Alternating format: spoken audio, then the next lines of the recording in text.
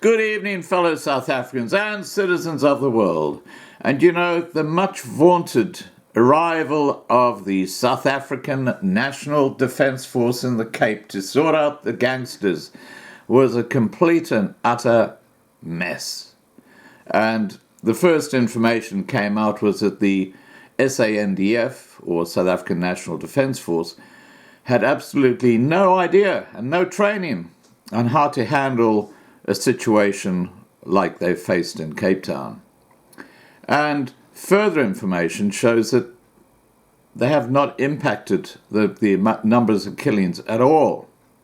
In fact, I'll show you a video after this intro where you can actually see gangsters firing guns. But now, the date and location of this video, it appears to be Cape Town, but clearly you got guys firing weapons in the middle of the street. So, as I say, I cannot substantiate the exact location or the exact date this happened, but it's relevant to the story, as you will see. Murder statistics for the Cape Town metro region have shown a decline from previous weekends as the South African National Defence Force troops arrived on the ground at various communities, said Western Cape government officials on Monday. A total of 25 murders were recorded over the weekend by the province's Forensic Pathology Service unit, compared with 43 last weekend and 55 in the weekend prior. Of the 25 people murdered, 18 were shot, 4 were stabbed, and 3 were killed through other causes. 3 people were shot in Mitchell's Plain at the weekend, and 2 deaths were recorded in Kailicha.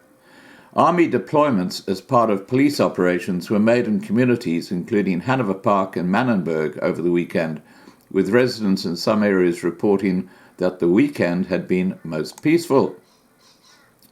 The Army arrived in Cape Town on July the 18th, a week after Police Minister Becky Cele announced troops would be deployed to gang-plagued areas on the Cape Flats to assist the South African Police Service. Western Cape Premier Alan Windey said, "This is still 25 murders too many, but we're pleased to see the presence of the Army is having some impact in our communities who are tired of crime and living in fear. We appeal to the police to continue to make maximum use of this period of relative stability to catch the culprits who are driving crime and disorder in our communities." He said the Western Cape government would be working on a long-term plan to address the root causes of crime, to stimulate more economic opportunities, and to ramp up services to high-crime communities. Provincial Community Safety Member of the Executive Council, Albert Fritz, said, "While I note that there's been a decrease in the alleged murder admissions processed by the Salt River mortuary since both the announcement and deployment of the SANDF, the murder of one remains a murder too many. Yesterday, Sunday, a constable who was just 32 years old was shot and killed. 2 of his colleagues were injured during the subsequent shooting in Delft. I commend the police for the rapid arrest of the suspect and for having intensified South African Police Service presence in the area following the shooting. Violence and criminality have no place in our society and must be condemned in the strongest terms. I call on all residents to aid the police by reporting dangerous criminals and illegal firearms." Now, clearly, even with the Army there, 25 deaths over the weekend. Not good. Anyway, here comes a video. Please remember to subscribe to be kept informed, ring the bell for updates, and have a great evening.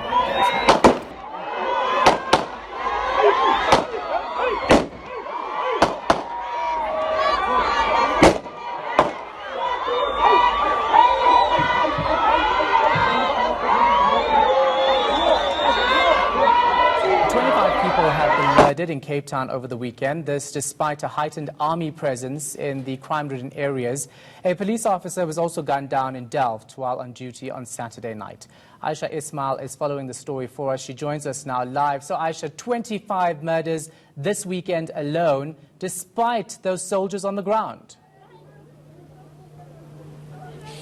That is indeed so, and I spoke to some people in Manenberg and Hanover Park, and they were saying that they were hoping that having the army deployed in various areas on the Cape Flats, and also having increased policemen on the Cape Flats would have significantly brought down that figure.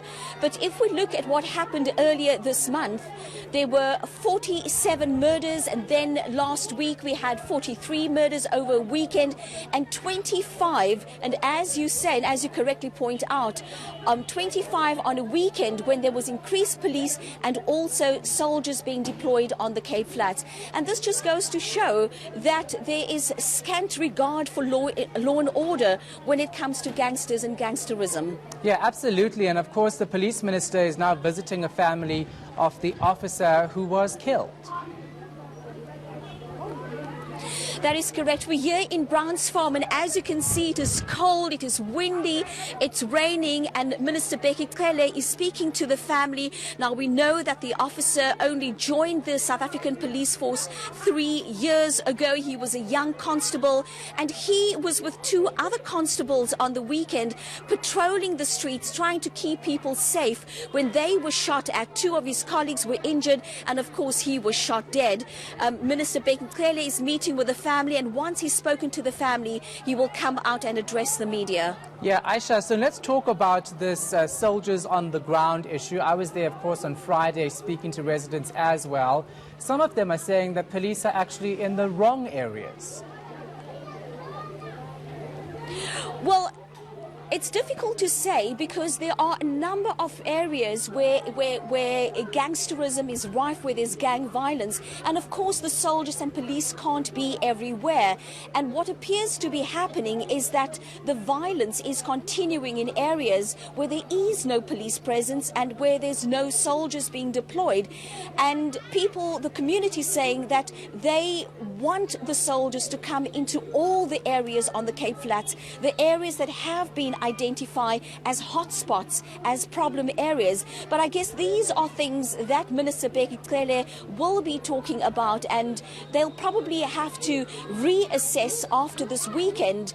And they've only been here for a couple of days, and so they're going to have to reassess to see exactly what other plans they can put in place. Now, we heard earlier today the leader of the Democratic Alliance, Musi Maimane, talking about plans that the Western Cape government is going to put in place to try and help to quell this gang violence on the Cape Flats. Yeah, Maimane also saying that he's welcoming the SANDF being there, but saying it's unsustainable in the long run. Well, it is sustainable. It was never the intention of the army to completely sort out the problem on the Cape Flats. The army has been deployed for 2 months, and that situation will have to be reassessed. But one also needs to take one step back and look at what the problems are on the Cape Flats in the areas where we see gangsterism and drugs. These are poor areas. These are areas where people don't have jobs. People are, the unemployment is rife. And so these are socio-economic problems. And the army is not going to solve socio-economic problems. So we need people, we need social services, we need jobs to be created so these people on the Cape Flats can get more work. And we also need more extracurricular activities, after school activities, more sporting activities, so that children can be engaged in meaningful activities and in sport and not become involved in gang violence after school. Now, Aisha, every time we see the police minister visit areas in Cape Town, there's lots of hype, but also people not afraid to tell them how they feel about how police are handling the situation. What's the reception like today? And perhaps you can give us a pan or something just to show us how people are reacting. Well, at the moment we've moved away from Delft and we're here in Browns Farm, and the people have been kept at bay so that Minister Becky Cele and some other police officers, and I'm not sure if you're able to see inside the house, you can see police officers standing there, and they're busy talking to the family of the slain police officer. In the meantime, there are people standing right at the back in the streets, and I'm not sure if they even even going to have an opportunity to address the police minister. Of course, people that I spoke to earlier were saying that they really not happy about the fact that the army has not been deployed in this area, in Brown's Farm, for instance.